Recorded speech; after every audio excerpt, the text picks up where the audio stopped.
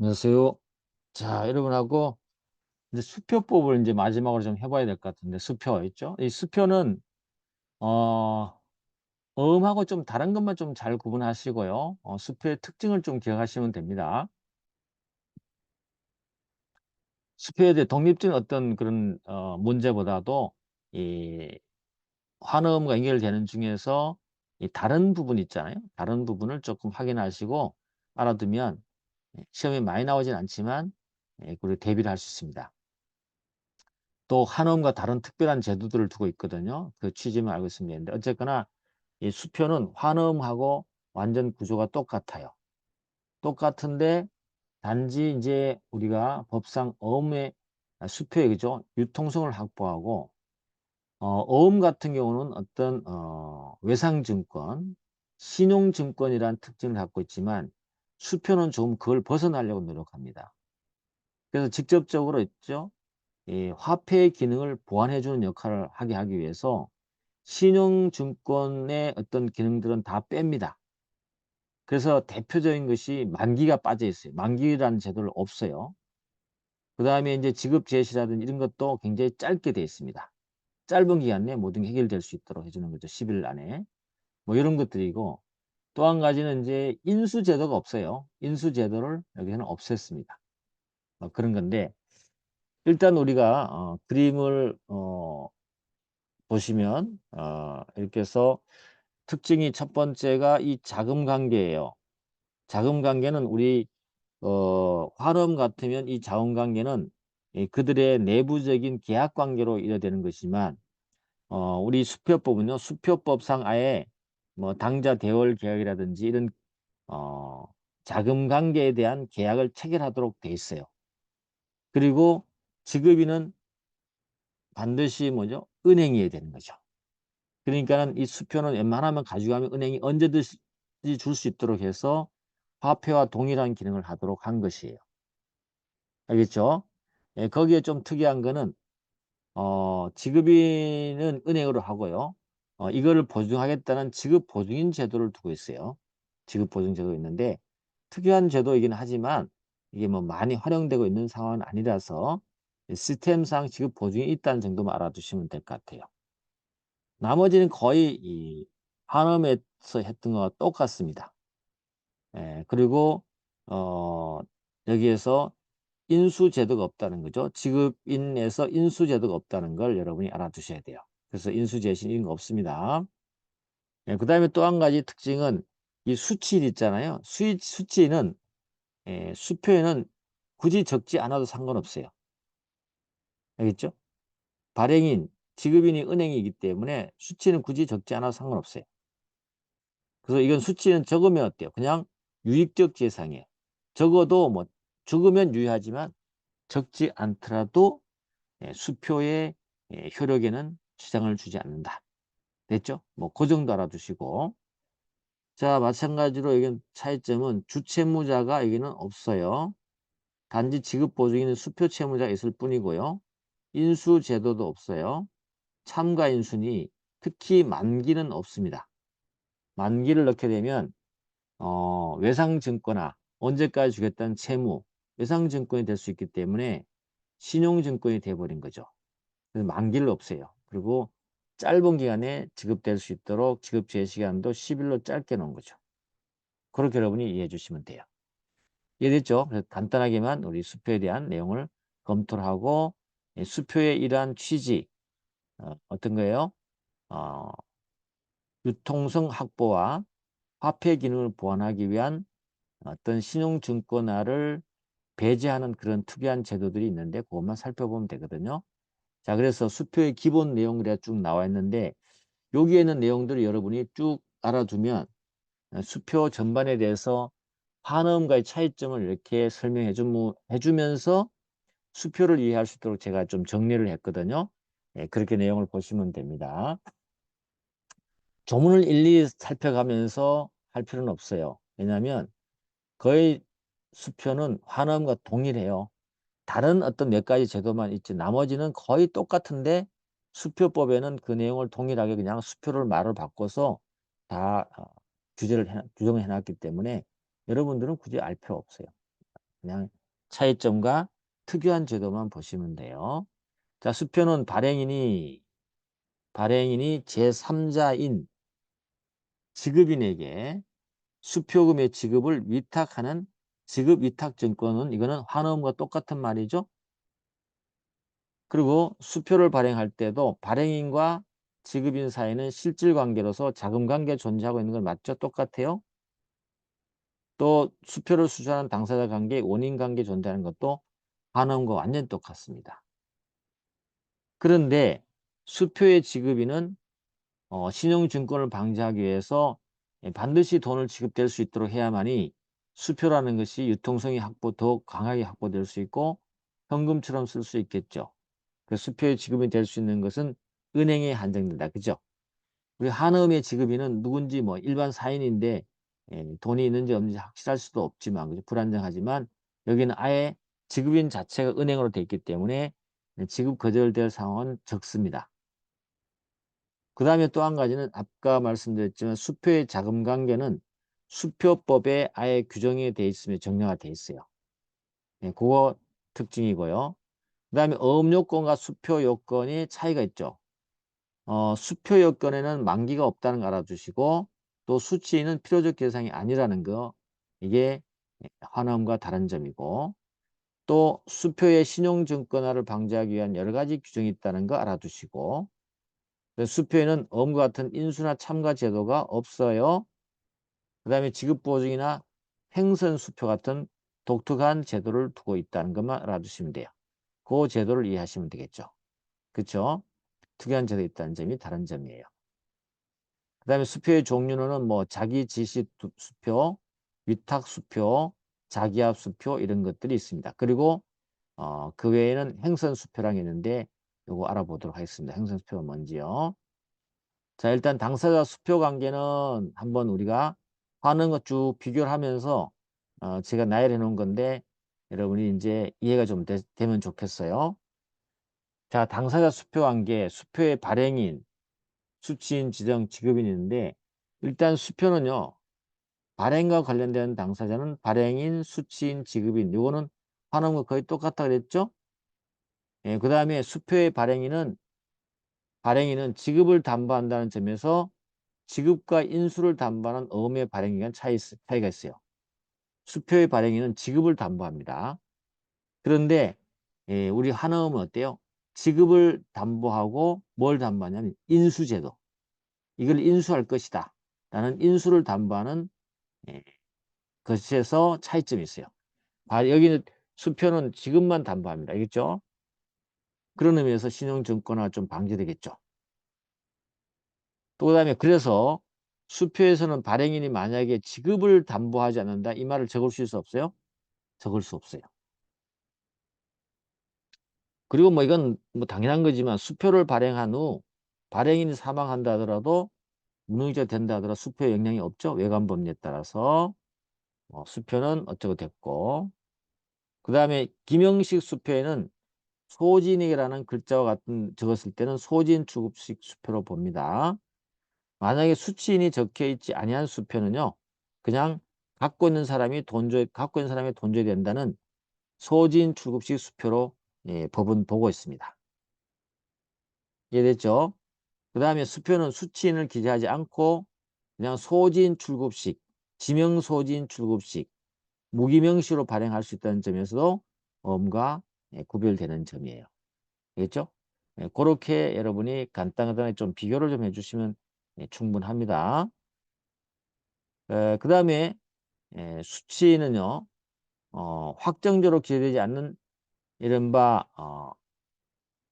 보시면 수치인이 확정적으로 기재되지 않은 이상, 않은 그죠? 이러한 수표는 발행인과 동시에 단순한 교부만으로 양도할 수 있습니까? 양도할 수 있어요. 수치인이 확정적으로 기재되지 않았을 때. 그래서 수표는 수치인이 적혀 있지 않더라도 바로 교부로 양도할 수 있어요. 그런데 우리 어음은 어땠어요? 어음에는 수치는 필수 기재사항이기 때문에 적혀 있지 않잖아요. 이거는 실수로 빠진 불완전 어음이거나 아니면 백지음이 되는 거예요. 있죠. 어음에서는 그렇죠. 어음이 수치인 적지 않으면 백제어음이나 불완전 어음 되지만 수표는 적지 않더라도 유효한 어음으로 양도될 수 있다. 그 다음에 소진출급식. 들고 가면 돈 줘야 된다는 이 소진출급식 수표의 배사한 자는 담보 책임을 당연히 지는 거죠. 배사한 자는 담보 책임 져야 되죠. 상환 청구 당권. 이러한 수표의 한 배서는 권리전적 효력이나 자격수여적 효력은 없고요. 다만 담보적 효력만 존재합니다. 알겠죠? 담보적. 그래서 수표에다가 배서를 하게 되면 권리전적이나 자격수여적 효력이 없어요. 예, 그래서 담보 책임을 부담한다는 거. 그 다음에 수표의 지급인하고 환음의 지급인이 있잖아요. 차이점은 알아둬야 되죠. 수표의 지급인은 은행이 한정된다는 점이 아까 다르다 그랬죠. 그 다음에 수표의 지급인은 인수를 할 수 없고 은행이 한정된다는 차이점이 있어요. 또 한 가지는 수표에 원래 인수를 적지 못하는데 인수의 문구를 적잖아요. 적으면 이거는 적지 않는 것으로 간주합니다. 무효가 되는 건 아니에요. 그래서 여기 인수 문구를 못 적게 하는 것은 수표의 신용증권화 방지를 하기 위한 것입니다. 됐습니다. 나머지는 뭐 보시면 되는 거고 간단하게 정리하고 넘어가겠습니다. 그 다음에 발행인과 지급인의 자금관계다. 수표는 제시한 때 발행인이 처분할 수 있는 자금이 있는 은행을 지급인을 하고 발행인이 자금을 수표에 처분할 수 있는 명시적, 묵시적 계약에 따라서만 발행할 수 있는데 우리 수표법은 그 자금 관계를 계약할 수 있는 내용을 나열하고 있습니다. 그래서 발행인과 지급인 사이에 존재하는 자금 관계는 당자 대월 계약이나 당자 예금 계약이나 당자 차월 계약이나 수표 계약, 상호 계약 등으로 수표법에 있는 내용을 규정을 해야 됩니다. 그렇죠? 그래서 이렇게 자금 관계를 이런 계약을 통해서만 할 수 있다는 것인데 설령요. 이러한 유효한 자금 관계 은행에 예치하지 않고 만약에 수표를 발행했다 하더라도 그냥 처벌 규정에서 제재를 받을 뿐이지 수표 자체는 혈액에 영향이 없어요. 당자 차월 계약이나 이런 그죠? 자금 관계에 수표에 있는 그런 계약을 체결하지 않고 수표를 발행했다 하더라도 수표의 효력은 영향이 없어요. 알겠죠? 제재만 받을 뿐이지. 그렇게 알아두시면 돼요. 특징만 이렇게 기억을 좀 해두시면 됩니다. 그죠? 그 다음에 지급인에 대한 위탁의 취소다. 이것도 어음에서 한번 봤자면 지급 위탁을 취소하는 거죠. 지급인에게 언제 가지고 간 사람 돈 주라고 했는데 위탁을 취소한 거예요. 주지 말라고 한 거죠. 그죠? 이 어음을 가져가더라도 돈 주지 마세요라고 취소한 거예요. 이게 효과가 있겠냐 이 말이죠.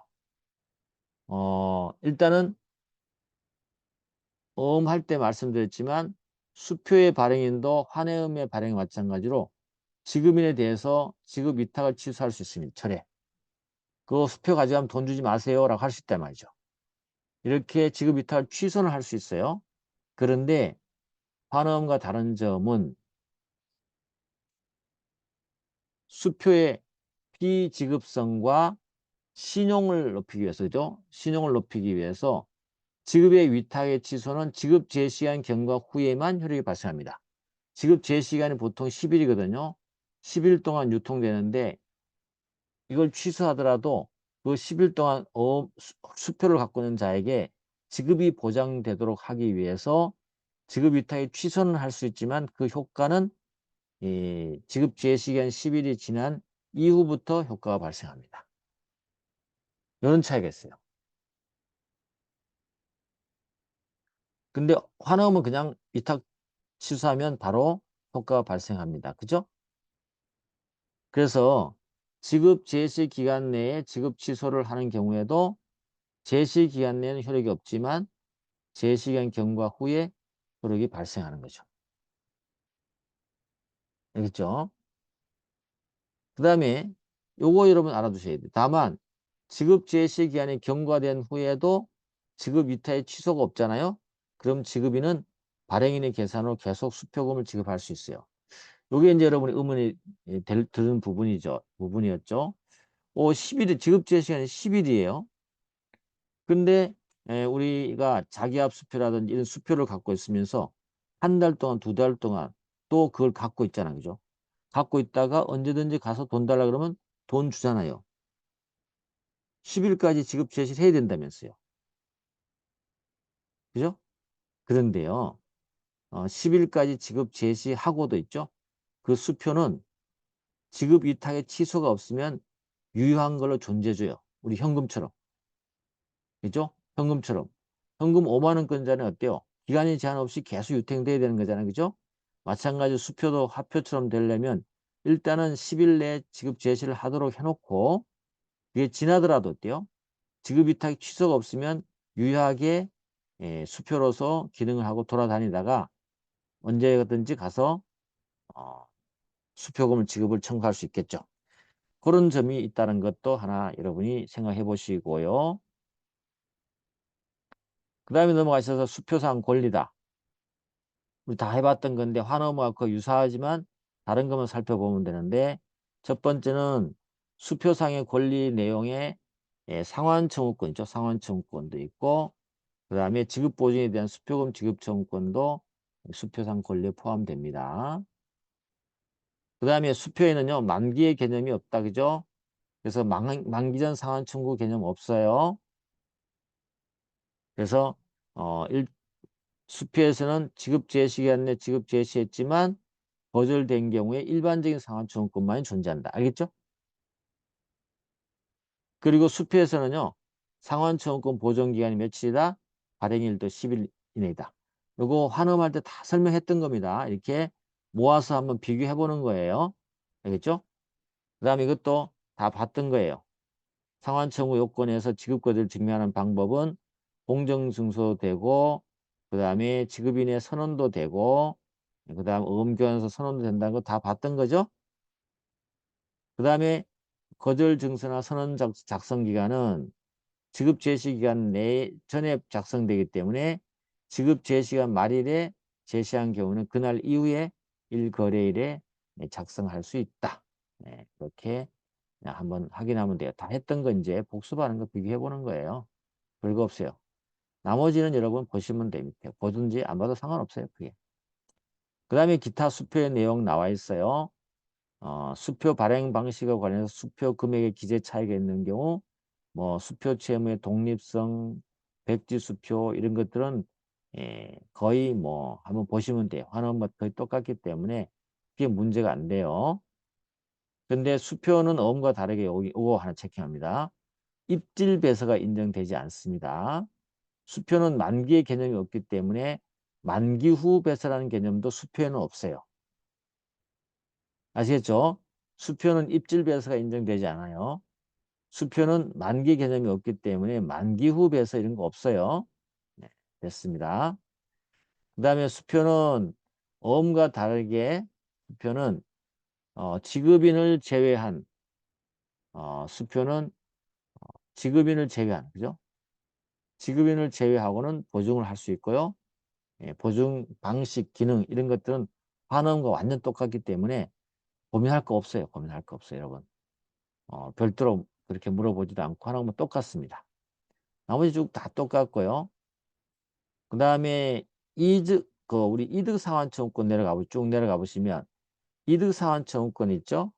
이득상환청구권은 약속금의 규정이 있고요. 똑같아요. 수표도 이득상환청구권이 인정됩니다. 단지 이득상환 의무자가 좀 다를 뿐이죠. 여기는 발행인, 배서인, 지급을 보증을 한 지급인으로 한정되고 있다는 거. 이득상환청구권 의무자가 좀 다르죠, 그죠? 그렇게 알아두시고. 그 다음에 이제 수표사의 권리가 절차의 흠결 소멸할 때까지 수표상 권리가 유효하게 존재했던 경우에 되고 이득상환증이 인정된다 됐고요. 다만 이득상환청권이 있는 수표 소진을 하더라도 수표사의 권리가 소멸할 당시에 정당한 소진으로서 그 수표상 권리를 행사할 수 있던 자를 뜻하기 때문에 만약에 이 수표가 분실된 것을 알고 있는 악의의 취득자로부터 지급 제시기한이 경과한 후에 취득한 이 제3자는 어, 정당한 소진이 아니라고 봤어요. 수표의 분실을 알고 있는 악의의 취득자로부터 다시 지급 제시한 기한이 경과한 후에 취득한 제3자는 정당한 취득자로 보지 않습니다. 그래서 이유상환 청구권을 행사할 수 없다는 판례 입장이니까 하나 기억해 두시면 될 것 같고요.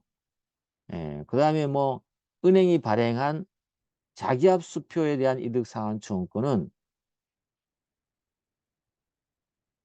수표의 양도 방법에 따라서 양도될 수 있어요. 알겠죠? 그래서 수표는요, 수표의 양도 방법으로 양도할 수 있습니다. 원래 이득상환 청구권은 지명채권 양도 방식으로 양도하거든요.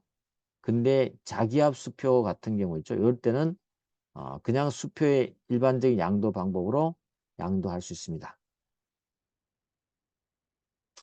그 다음에 전압판례가 하나 있는 건데 자기압 수표의 경우에 있어서 지급 제시한 경과 후에 양도했어요. 지급 제시한 경과 후에 양도했더라도 경우에 이득상환 청구와 동시에 발행인 은행에 대해서 그 소진을 대신해서 양도에 관한 통지를 할 수 있는 권능이 부여된다고 보는 거예요. 자기압 수표를 했을 때는 지급 제시한 경과 후에 양도했다 하더라도 양도청 이득상환 청구권과 동시에 발행인인 은행에 대해서 소지인을 대신해서 그 양도에 관한 통지를 할 수 있는 권능이 부여된다고 봤어요. 알겠죠? 지급재정 경과 후에 양도됐더라도 그렇다는 겁니다. 그렇게 이해해 두시고. 자, 넘어갑니다. 이제 수표에 이 정도가 뭐냐면 환원과 수표를 전체를 조문을 놓고 한번 비교해 본 건데 중요한 거 제가 짚어준 것만 확인하시면 돼요. 그 다음에 이제 수표는 신용증권화 방지를 해야 되겠죠. 그러한 방지 제도가 있는데 이런 것들만 살펴보시면 돼요. 수표는 주로 지급 기능을 수행하고 부수적 송금이 있지만 일람출급성, 그죠? 수표는 전부 일람출급. 갖다가 보여주면 바로 돈 줘야 돼. 현금처럼, 그죠? 그래서 일람출급성 성격을 갖고 있어요. 그래서 어음과는 다르게 신용기능, 추심기능이 없어요. 또 밑에 보시면 수표는 일람출금의 방식으로만 가능하고 이를 위반하는 문구는 적지 않은 걸 보는 거죠. 수표는 가서 보여주면 바로 줘야 됩니다. 그리고 수표에는 만기라는 개념이 없다 그랬죠? 그래서 지급제시라는 즉시 만기가 돼버립니다. 알겠죠? 그렇게 알아두면 됩니다. 그래서 일람출급성이 바로 신용증권화 방지 제도예요. 알겠죠? 그래서 일람출급은 바로 보여주면 바로 돈을 받을 수 있게 해줬다는 것이다. 뭐 그 정도 알아두시고. 자, 그 다음에 단기의 지급제시간이다. 이것도 다른 거 볼 것도 없어요. 국내에서 발행하고 지급할 수표는 10일 내에 지급받기 위한 제시를 해줘야 됩니다. 이 단기의 지급 제시기간도 수표의 신용증권화 방지 제도 하나예요. 알겠죠? 짧은 기간에 이렇게 지급 제시를 해주는 거고 그 다음에 법률 관계를 조기에 확정시켜야만 거래 안전이 있을 수 있기 때문에 단기 소멸시효를 두고 있고요. 단기 지급 보증 그 다음에 아예 이자는 불허합니다. 수표에는 이자를 붙일 수 없어요. 그래서 소진의 배서인 발행 금액 채무자에 대한 상환 청구는 제시기간이 지난 후 6개월 내 행사하지 않으면 소멸시효돼요. 그래서 상환 청구권은 6개월 동안 행사하지 않으면 소멸시효 완성된다는 거죠. 이거는 뭡니까? 수표의 유통기한을 단축시켜서 유통기한을 길게 하게 되면 신용증권화 될 수 있단 말이죠. 그래서 수표의 유통기한을 단축시켜서 수표의 신용증권화를 방지하기 위해서 소멸시효에 비해서 단기를 하고 있다. 어음 소멸시효는 3년이거든요. 근데 수표는 몇 년이에요? 6개월이에요. 6개월. 알겠죠? 6개월. 그래서 수표의 채무자의 다른 채무에 대한 상환 청구권은 수표를 환수한 날 또는 제소한 날로부터 6개월간 행사해지면 소멸시효된다. 또 한 가지는 수표에 대한 시효 중단이 있잖아요. 이거는 그 중단 사유에 생긴 자에 대해서만 효력이 발생해요. 이러한 어떤 것이고요. 그 다음에 수표는 이자를 붙일 수 없습니다. 이자 붙이면 곧 뭐예요? 신용증권화 될 가능성이 있고요. 빌려준 걸로 보기 때문에. 그죠? 그래서 그런 거 알아둬야 된다. 그래서 주체문장. 또 한 가지는 어,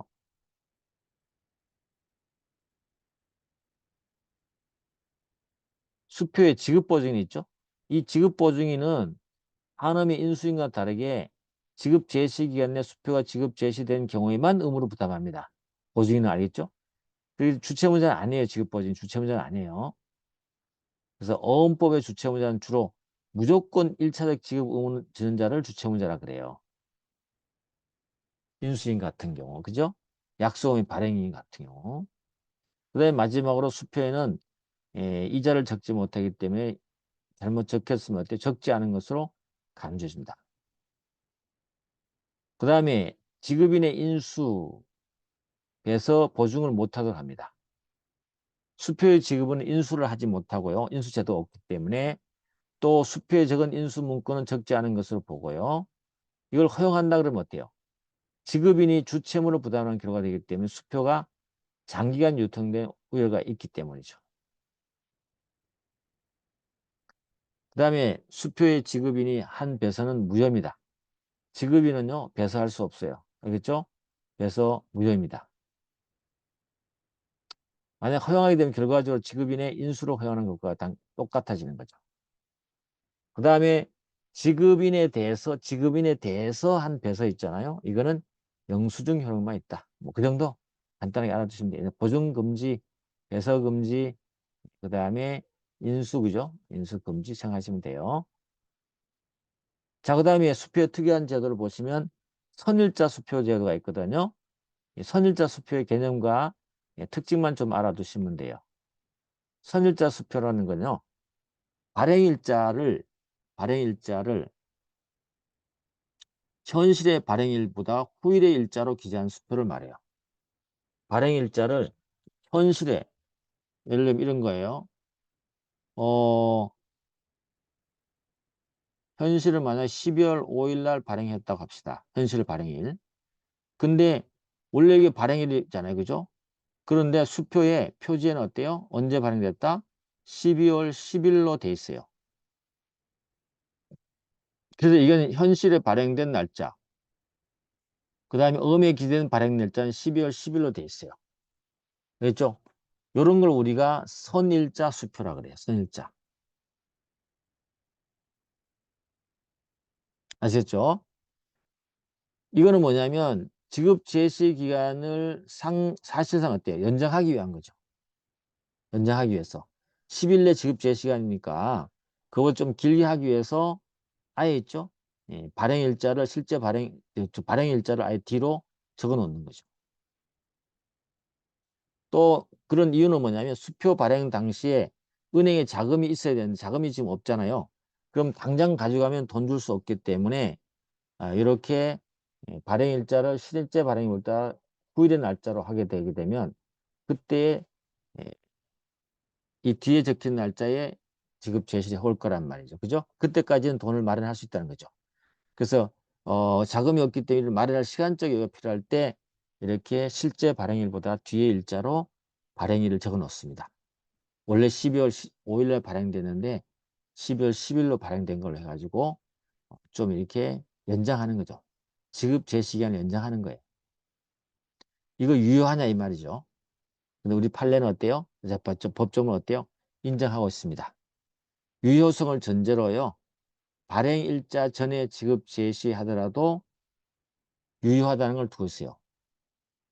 그래서 실제 발행일은 이날이고 발행일에 적힌 날이 이날이지만 이날에 있죠. 이날에 지급 제시하더라도 유효합니다. 그래서 선일자 수표를 인정하지만 혹시라도 이 발행일자 10일보다 더 앞선 어죠? 이 날짜에 지급 제시를 할 수 있냐? 할 수 있다고 보는 거죠. 그래서 발행일이 도래하기 전에 지급을 제시받기 위해 제시된 수표는 그 제시 기간 된 날에 이를 지급해 줘야 돼요. 그런 말이 알겠죠? 됐습니다. 그렇게 해서 여러분 그 이유를 한번 읽어보시면 될 것 같고요. 별 내용은 없습니다. 그래서 우리가 선일자 수표를 왜 발행하는지 예, 그 다음에 수표법에서는 인정하는지 예, 그런 것들을 알아두시면 되고 선일자 수표 발행일자 전에 지급 제시됐을 때 발행일자 전에 지급 제시했더라도 지급 제시는 유효한 걸로 봐줘요. 그리고 지급인은 발행인의 계산으로 지급할 수가 있게 됩니다. 이게 그렇게 알아두시고 그 다음에 이제 내려와 보시면 선일자 수표 발행과 수취인 사이에 수표에 기준 발행일자 전에 지급 제시를 하지 않기로 특약을 하는 경우가 있죠. 이 특약이 문제가 되는데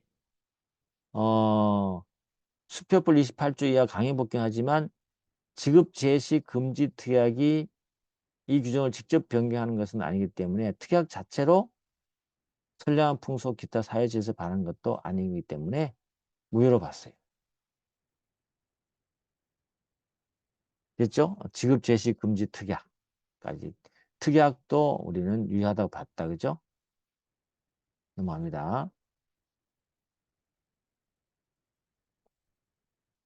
자, 그 다음에 이제 수표의 특이한 제도를 한번 쭉 살펴볼게요.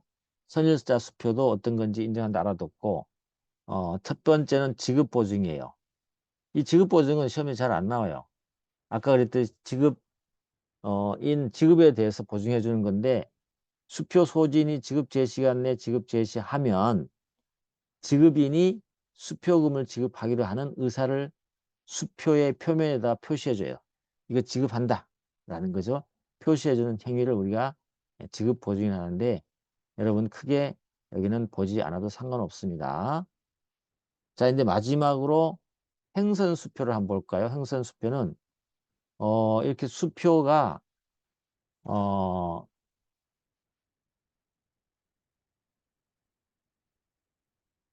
이렇게 수표가 있잖아요. 수표가 있을 때 이렇게 두 줄 긋는 거예요. 이게 행선이에요. 근데 행선했는데 이 안에 아무것도 없으면 어때요? 그냥 일반 행선. 근데 여기에 그어놓고 국민은행 이렇게 적혀 있으면 어때요? 이거는 특정 행전 수표라 그래요. 국민은행만 가서 돈을 받을 수 있다는 뜻이죠. 그래서 행선 수표는 수표의 앞면에 해야 돼, 앞면에 두 줄의 평행선을 그은 수표를 말해요. 다시 말해 수표의 지급이나 취득에 일정한 제한을 가해진 수표를 말하는 거죠. 근데 수표는요, 모두 일람출급일 뿐만 아니라 수취인을 기재하지 않는 소지인 출급식이 많기 때문에 수표를 분실하거나 절취당한 경우는 부정한 소진이 지급받을 가능성이 크죠. 그래서 이 수표의 분실을 방지하기 위해서, 분실에 따른 문제점을 방지하기 위해서 행선 수표를 만들게 됐어요. 그래서 이러한 위험을 방지하기 위해서 수표의 지급인이 신뢰할 수 있는 상대방에게만 수표 금액을 지급하라. 알겠죠? 믿을 만한 사람이 해라. 이렇게 되는 거죠. 그로부터만 수표를 취득하는 것이 행선수표 제도예요.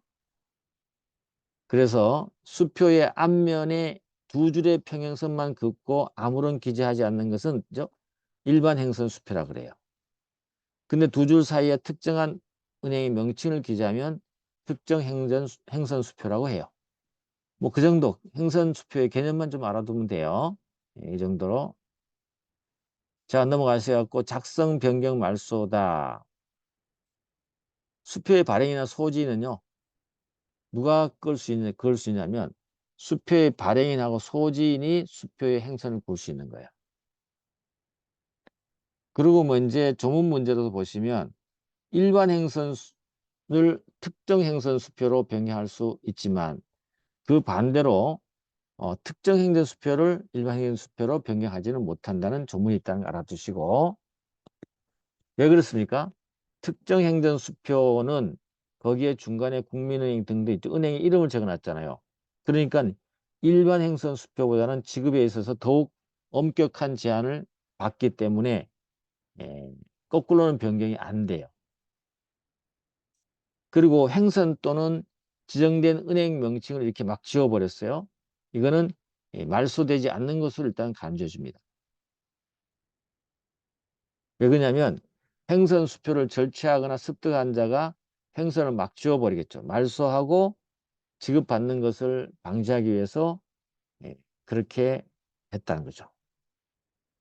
근데 행선을 긋는 부분이 잘려나가 버렸어요. 예, 수표 지급 제시를 받은 은행원은 마땅히 이것은 사고 수표일지도 모른다고 의심해야 돼요. 알겠죠? 네, 그런 겁니다. 의심하고 줘야 된다는 거죠. 뭐 그 정도로 알아두시면 돼요. 자, 뭐 지급 제한, 위반 효과. 일반 행선 수표의 지급인은요. 일반 행선 수표의 지급인은 은행, 지급인의 거래처에 대해서만 지급할 수 있도록 돼 있어요. 그래야 되겠죠? 특정 행선 수표의 지급인은 지정된 은행에 대해서만 지급할 수 있어요. 지정된 은행에 대해서만 지급할 수 있어요. 다만 지정된 은행이 곧 지정된 은행 자체가 지급인인 경우 있잖아요. 같을 경우. 그건 자기 거래처에 대해서만 지급할 수가 있습니다.